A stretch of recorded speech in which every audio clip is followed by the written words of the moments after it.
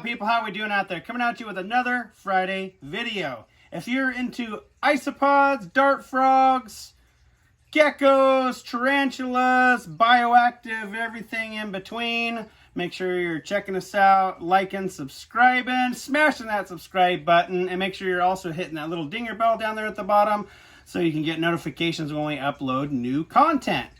I'm coming at you with my little friend Atreyu here. He's a clown ball python, and we want to have a little chat with you about something that came up with one of my clients yesterday, and that's moisture this time of year. So we are coming up into the warmer months for sure. Got to make sure that we're taking care of our critters that are moisture loving fools. When it comes to isopods, the bins are going to be drying out a little bit faster.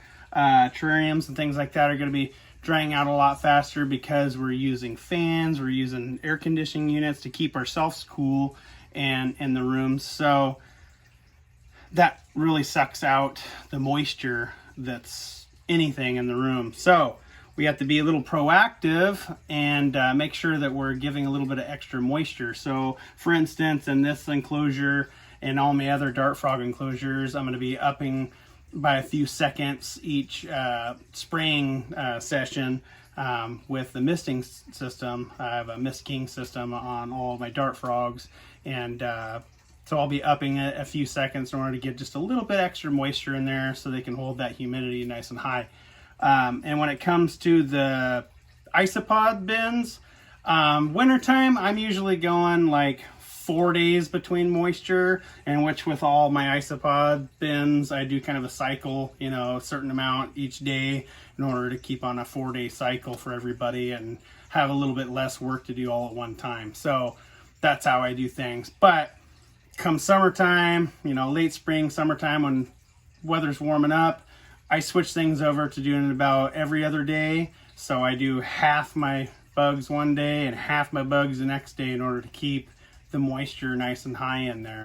And it depends on where you're living as well. Obviously, some areas are more humid than others. My area tends to dry out pretty decently. Not crazy desert dry, but it gets pretty dry out during the summertime. So like for instance, the room ambient moisture level in here, we have a humidity of, I'd say in the 50s in the wintertime in this shop out here. But in the summertime, we're dipping down into the 30s all summer long. So sometimes I even run a humidifier in here in order to keep a little bit higher humidity, so I'm not chasing that humidity with all of my reptiles and amphibians and whatnot. So, but it's definitely something to pay attention to. You don't want to lose any animals, especially your isopods, to drying out. That can happen. Desiccation is probably the biggest killer when it comes to isopods. So you got to have that moisture. Even the ones that like it a little bit drier still need that moisture to retreat to. So let's make sure with the hot weather warming up, AC's on, getting a little bit more extra moisture inside your enclosures. I hope that was informative for you today.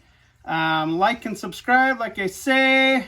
Leave a comment in the comment section down below if this was informative to you, or if you have anything else to add to the content. I'd love to hear about it. I'd like to thank our Patreon supporters for so much love, taking care of us. And I think that wraps it up. What do you think, kid? She's giving a thumbs up. She's keeping it quiet today. All right, that wraps it up, folks. Atreyu, say goodbye, sir. Boop the snoots. We'll see you next time, folks.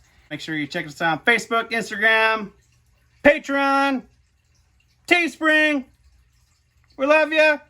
Patreon supporters, take us home.